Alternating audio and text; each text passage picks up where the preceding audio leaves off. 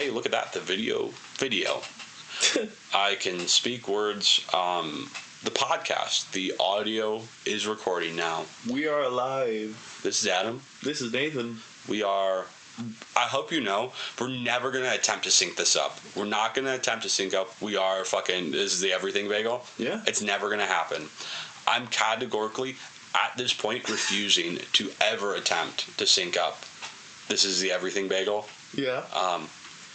So yeah, if you attempt to do that to me too, I'm gonna stop the recording. Just restart the video.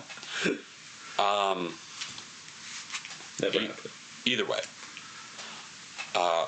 this is in fact the Everything Bagel. We're a podcast that talks about mainly magic things. Yeah. You're not new here, or you are. More than likely new here. Yeah. Today we're talking about. We brought it up in the last podcast. Good magic or casual magic. Yep. And bad magic. And to an extent, neither of us have experience with it, but CEDH just has. I feel like it should be brought up in the context of what we're talking about, because it is just kind of another way to play EDH. So yeah, I'll just give kind of a quick definition of how I feel each of these categories are defined. Yeah. So CEDH, there's this big kind of hubbub around it, but as far as I'm concerned, CEDH is a style of deck building where you are attempting to break the game. I kind of don't like using that term, but warp the game maybe in such a way that you are so advantageously positioned that you just win. Mm-hmm. Whether that be through something like 2-card combos, or even 1-card combos, maybe like a 0-card combo where all you need to do is play your commander to win the game. Yeah. The one that I'm thinking of is Godo, where it's like just play Godo, go find how instantly tutor Helm of the Host. Yeah, Helm of the Host, and just win the game as long as you make it to your attack step. Casual EDH is trying to maybe not warp the game, but just trying to win the game in such a way that you don't kind of feel bad moments because the people you're playing with felt there was nothing they could do, really. Like, actually nothing they could do. And in my experience, just because I've picked up the Draconic Destruction Precon when I first started, that out of the box can lead to turn 4 wins in a perfect hand. That is still enough time to react to an opponent, I would say. Because you only need 2 blue mana to counterspell the commander or whatever in this case. Or 1 white mana to cast Swords to Plowshares. Exactly. To snipe that creature, right? So I'd say, I don't know, any earlier than turn 4 might be crazy. I kind of brought that up.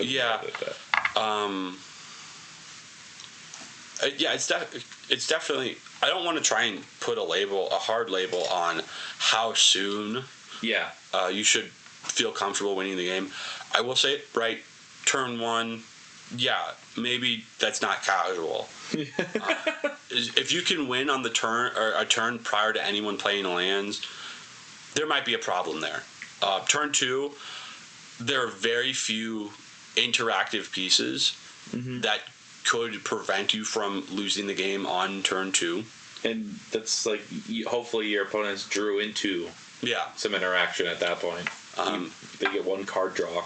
Well, yeah, they have to not only draw into something that can do it, they also have to actively refuse to develop their board by leaving open mana. Yeah.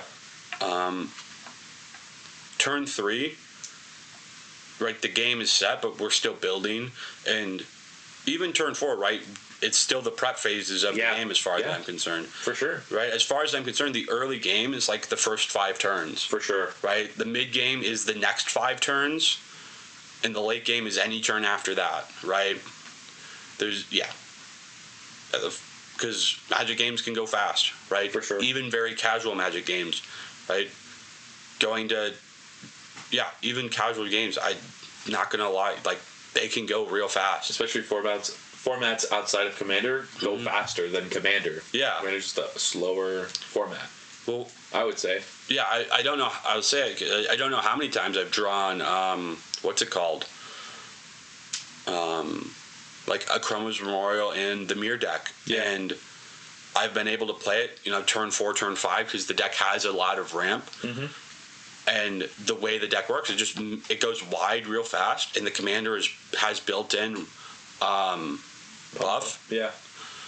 So you draw a Chroma's Memorial, or you draw what's it called, Kindred Discovery or something, and you just have such a great engine super early in the game that the next 4 turns, if nothing gets touched, you just run over the opponents. Yeah.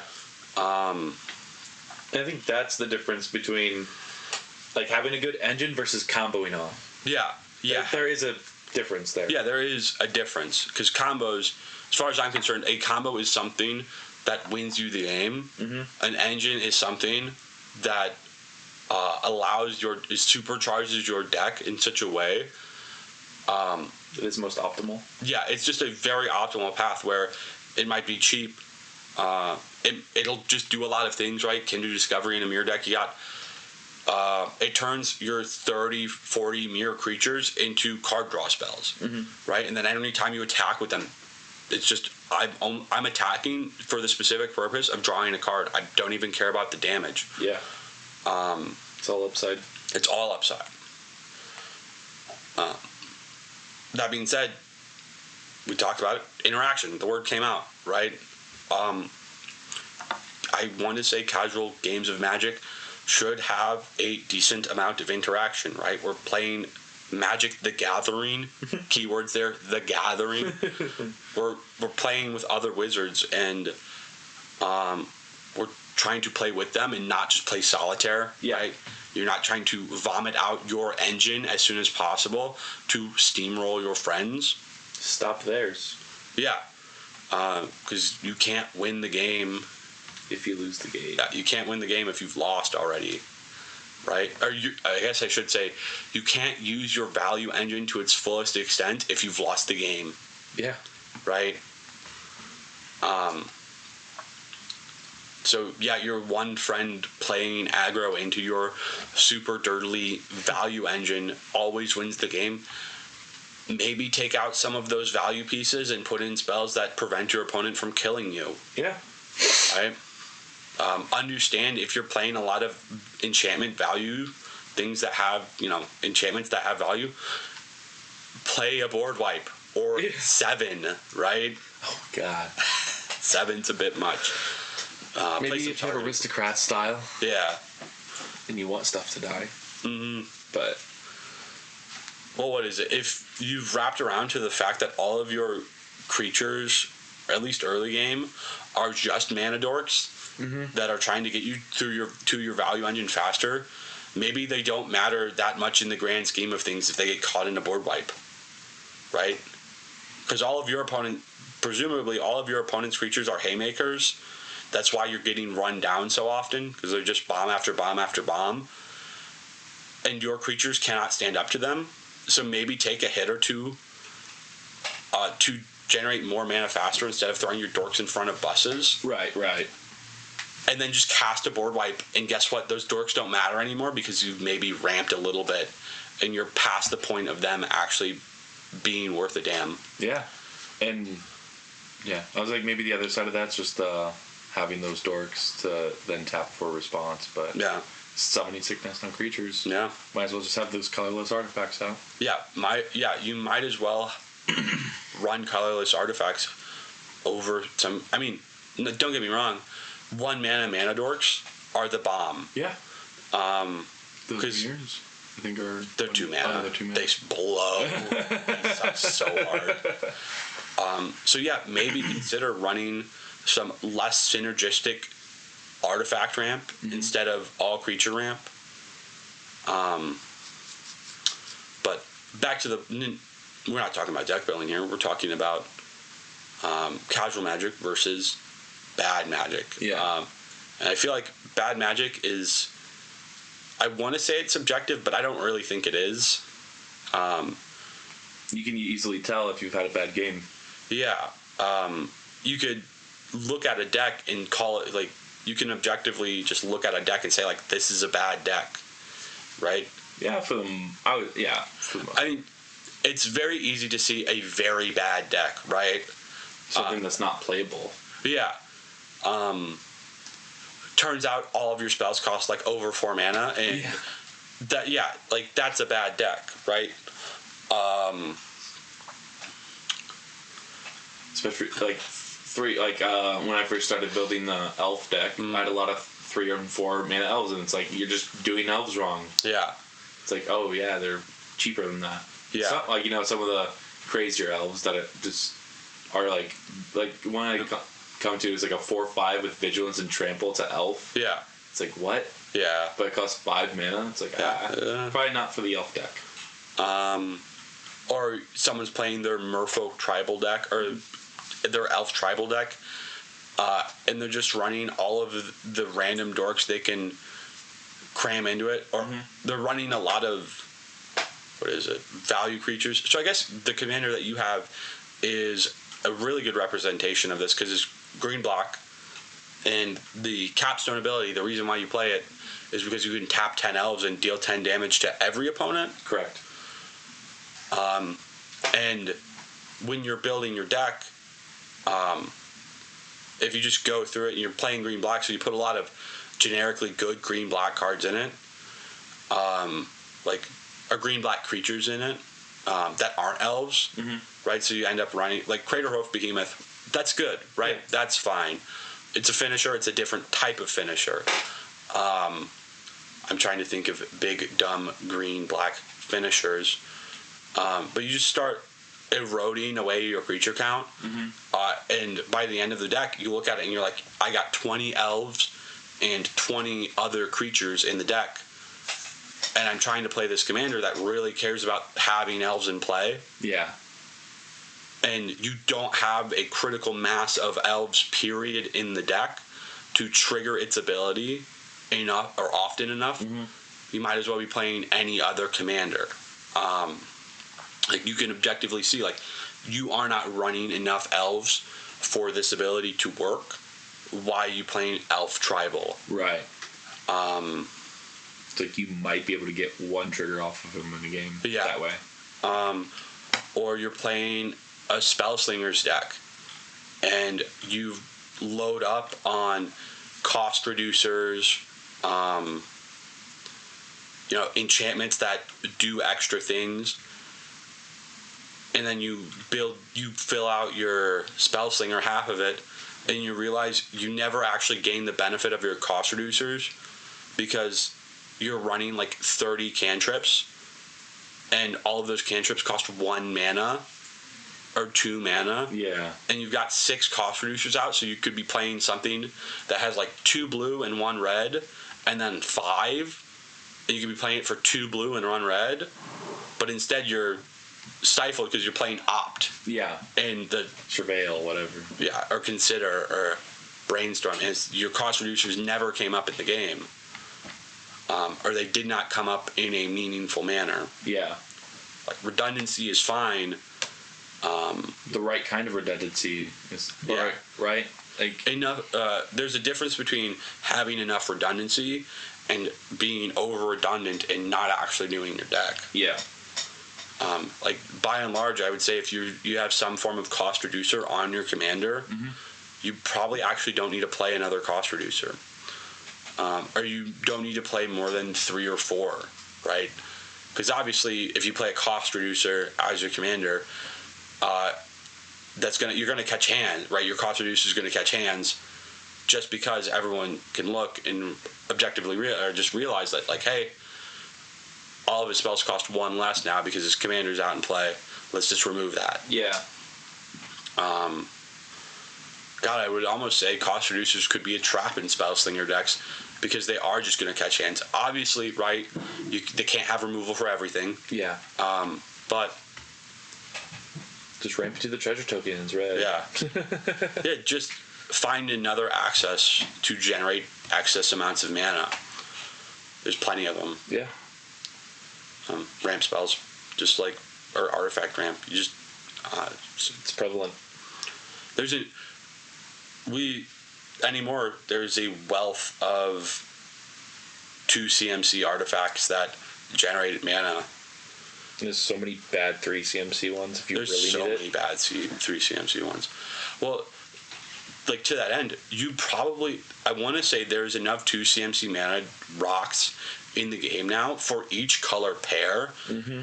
It's a little bit more rough in monocolor. Yeah, for sure. But in each color pair, there are enough 2 CMC mana rocks that you do not need to be playing 3 CMC mana rocks.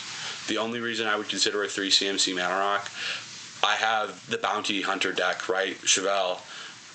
And there's a 3 CMC mana rock that also allows me to put a bounty counter on a creature. Double value. Right?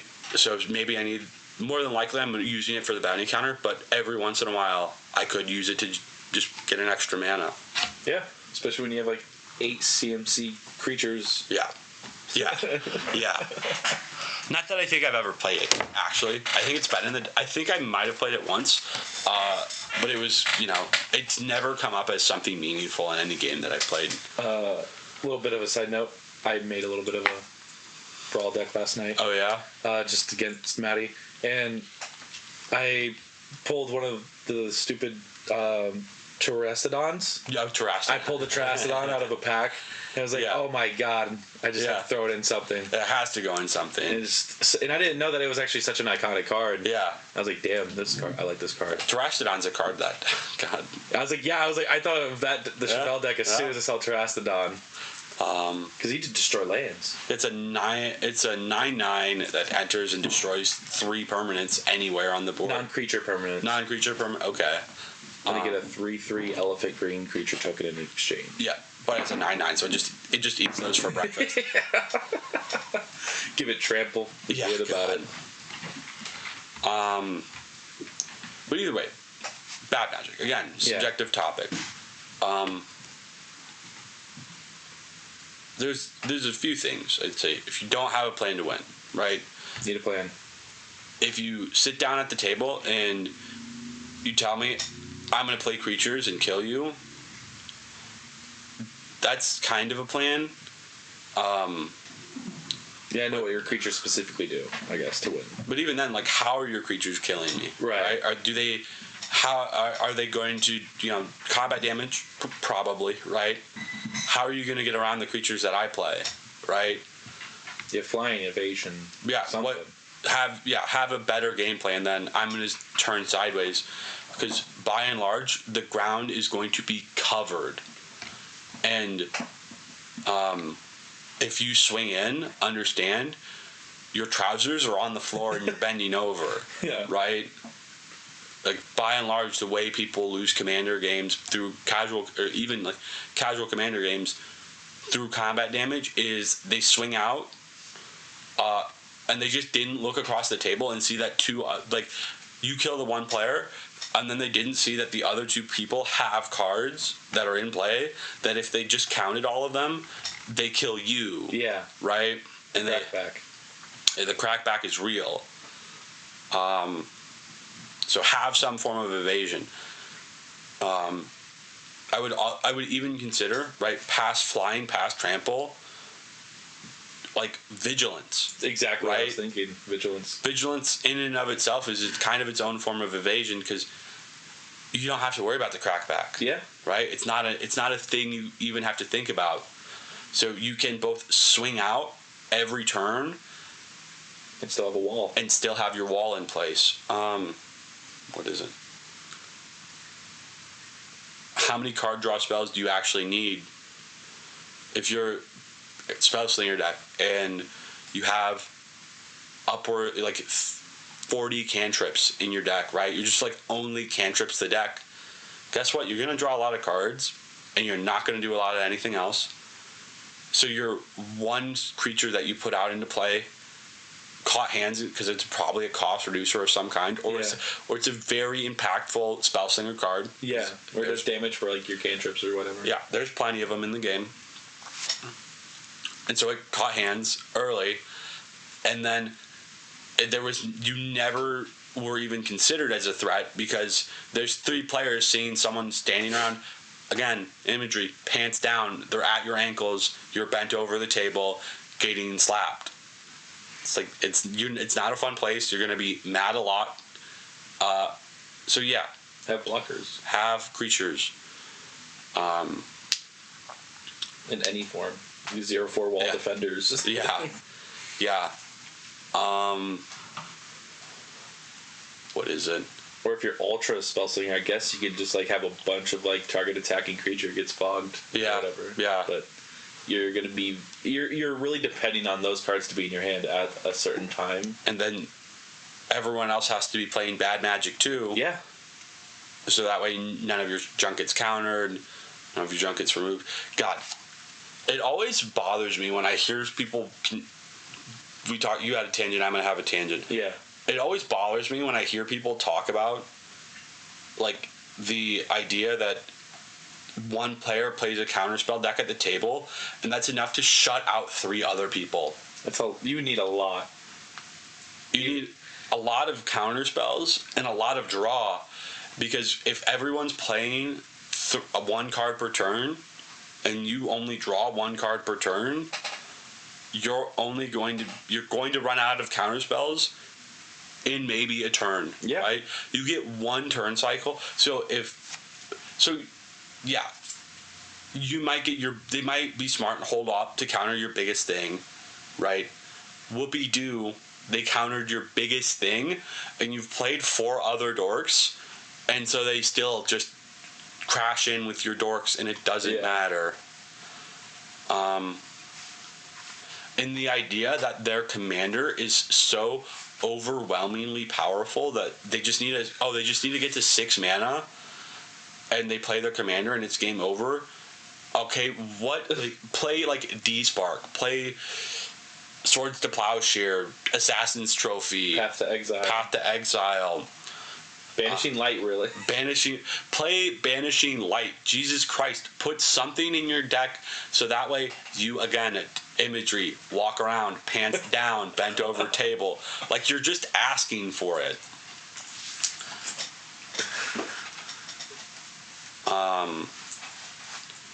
So you play creatures with no real plan. You play card draw with no real plan. You play ramp spells, right? I want to say, unless you're playing a landfall deck, like 10 ramp spells, it's like a lot. Yeah. Right? Yeah. You just want to... 5. You want to have some amount of ramp in your opening hand.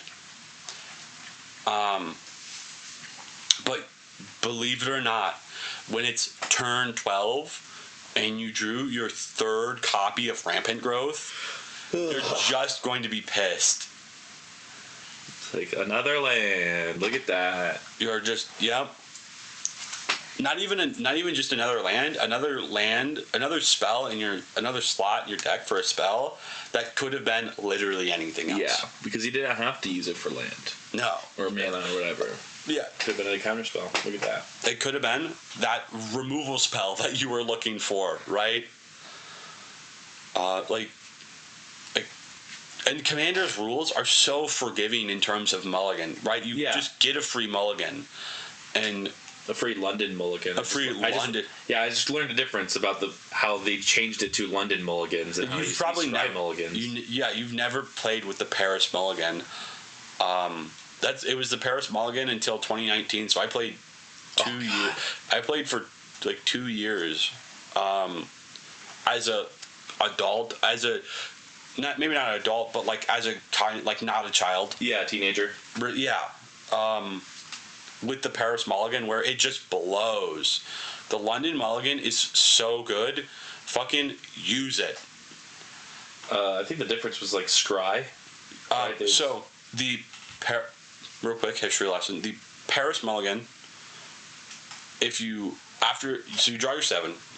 Your next hand, you only draw 6 and you scry 1. That's right. Then if you go down from 6 to 5, you draw 5 and scry 1. So you always go down a card, and you only get to scry one. The London mulligan that we use now, you draw 7 every time, and you put, after your first, you put an amount of cards equal to your mulligan count to the bottom of your library in any order. And then on top of that, in Commander, you get a free mulligan. Yeah. Don't really shuffle that deck on that free mulligan. Yeah. Like, if you have the time, just take 10 minutes. If everybody else is still getting about and you're, doing, if you're really far ahead. Yeah, if you're really casual. Obviously, in a tournament setting, it's a little different. Right. But, or even in a local game store. Even in a local game store where you're trying to just be maybe a little bit more cognizant and actually observe the rules a little harder. Yeah. Maybe don't take 10 minutes, right? Right.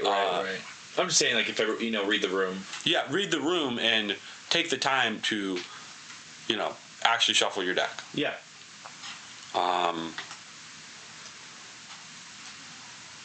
So just overwhelming amounts of ramp and no real outlet. Over redundancy. Yeah, over redundancy on, I guess, just kind of everything that we've talked about is just redundancy for the sake of redundancy rather than redundancy for the sake of, like, extra copies of things. Mm-hmm. Like, how many copies of Cage Sun are there in existence? So you're just going to play, like, Cage Sun, Mirari's Wick, anything, and it's anything under the sun that doubles your mana.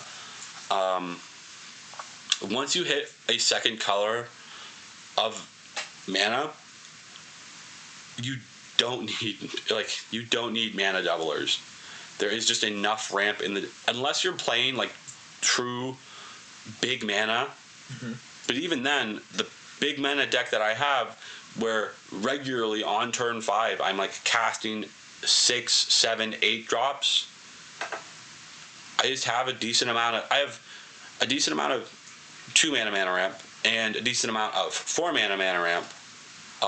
So really all I'm looking for is one of each of those every game.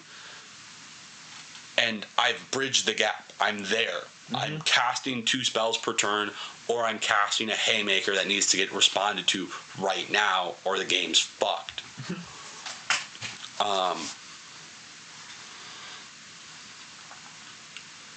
What else is there? We haven't talked about jank piles, but, like, we did. Unfocused. Yeah. Like, unfocused decks that don't really have any kind of unifying vision. It's just like a stack of cards, essentially. Yeah. With, like, a sort of color theme. Yeah, it's colored coded. Yeah. Right? It fits the base rules of Commander. And I'm sure to an extent that could be fun, but you have to sit down at the table with everyone. That's like, I kind of think it's funny because we brought up this topic last week, and over the weekend I heard just, like, on a YouTube short of a guy talking about him and his pod were just, like, they were playing games, and they had just a ton of cards, right? They just have, like, boxes of cards, and he decided, I'm just going to for this next game, we're just going to make decks raw right now.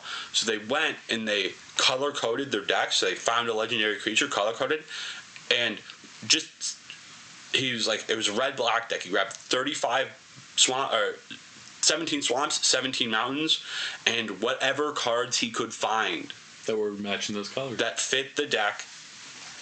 And it was a jank pile. Yeah. Right? Because they didn't even care about card restrictions. He's like, I ended up with 4 Dark Rituals in my deck. Right? Oh my god. It just happened, right? So he quite literally just got in his collection and grabbed, because he 17 of each land, and then 34 black cards and 34 red cards. That was his deck. He just slid them out of the whatever, and they weren't even paying attention to what they were grabbing. They just, like, counted out 34 and they didn't even sleeve the decks. They just played them. I love that. So if you're setting up to play, like, actual bad Magic, I kind of hate saying it this way, but like only commons, because you can do some really powerful things with only commons. But by and large, it's slower. It's more cumbersome. Your best removal spell is like murder at 2 black and 1, right? And some other ripoffs of murder. Like Doomblade, whatever. But even then, there's you're unifying the deck. So, what is it? Like playing a coherent, trying to assess on the power scale, right? A coherent deck with a game plan is like a 5, right? Yeah. Like taking on the only commons restriction, it's like a coherent deck with a game plan, that's like a 4, right? Or something to that effect, right? It's very streamlined. Or your deck is slightly incoherent, right? You don't have a really good game plan. That's also a 4. So if you don't have a good game plan and you're only playing commons, that's a 3, right? Yeah. A general pile of cards would be a 1. Yeah. Like a 6 would be. I don't want to, like, by and large, like the introduction of tutors with a coherent game plan makes a 6. I don't think that's correct. I think, truthfully, the only way you climb up that is by having a better game plan, right? Your game plan is just purely better.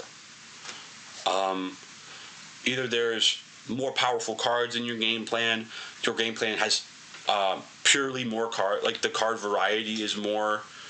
The card value, not necessarily the CMC or whatnot, but like the amount of words that are stapled onto a card for its mana cost. You said card value. I don't want people to assume card price. Yeah. Right. The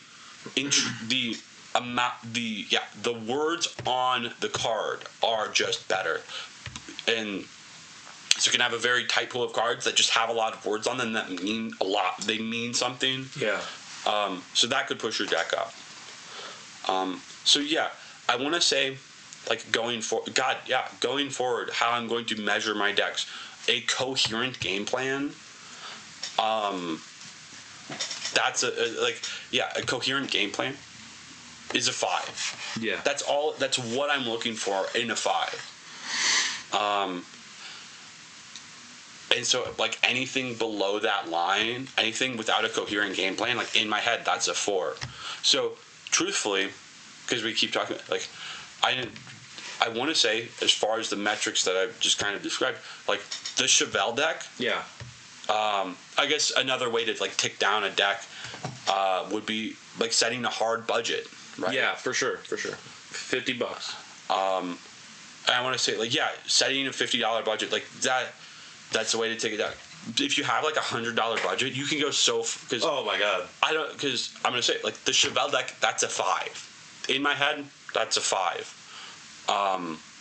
Because while I set myself a budget, I set myself a $100 budget, and $100 to some people might not sound like much of a budget. It is in terms of Magic. Like, I could soup up that deck by jamming just a ton of money in, like, tutors and lands and whatnot to make it more valuable. And that would be the only way I could think of trying to increase the level of the deck, like push it up that line. Yeah, maybe buy a Soul Ring for the deck. Maybe buy a Soul Ring, right? Soul Ring was like $2, too expensive.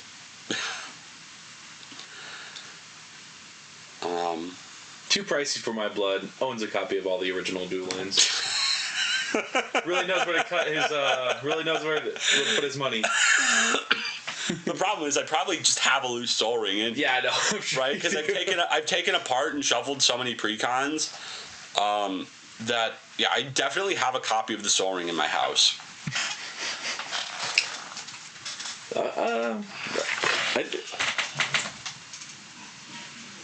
Yeah. Like that was good, and bad Magic. Yeah. Good competitive Magic. Yeah.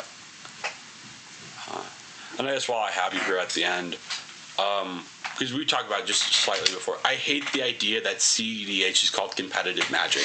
Yeah, Tournament Magic is such a better name for it. I think I hit the nail on the head when I said Tournament Magic prior to the start of the video.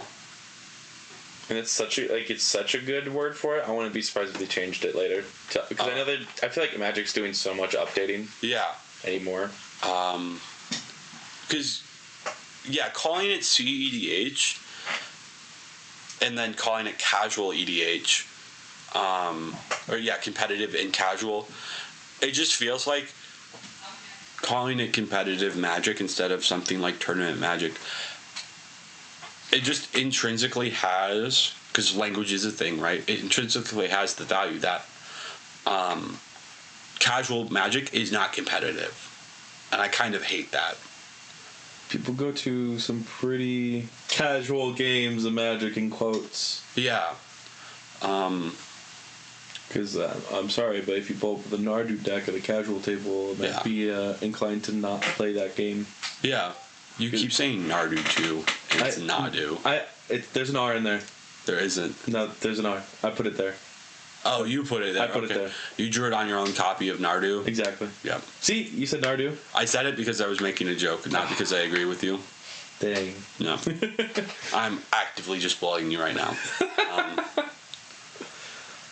I actually disrespect that card so much. That's why I won't give it its proper name. That's how much I hate it. Okay. It is Nardu, not whatever you guys think it is.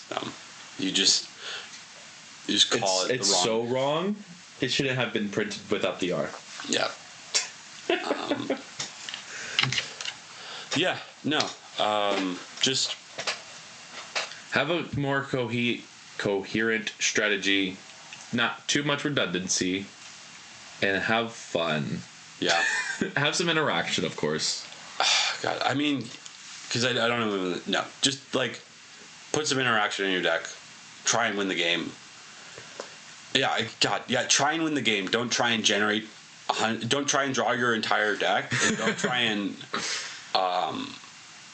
generate an infinite amount of mana that you can't spend. Yes.